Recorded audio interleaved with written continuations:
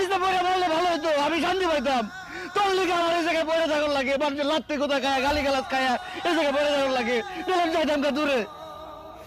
আর ভালোবাসিস কে তুই? ভালো বলি না কথা বলে কথা বলে খালি এই জায়গায় আমার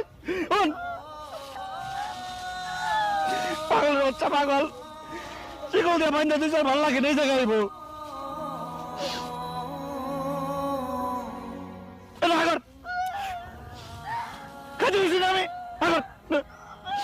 আমি খাওয়ান না দিলে তোরা কে খাওয়ান দিব? না খেয়ে মরবি তুই।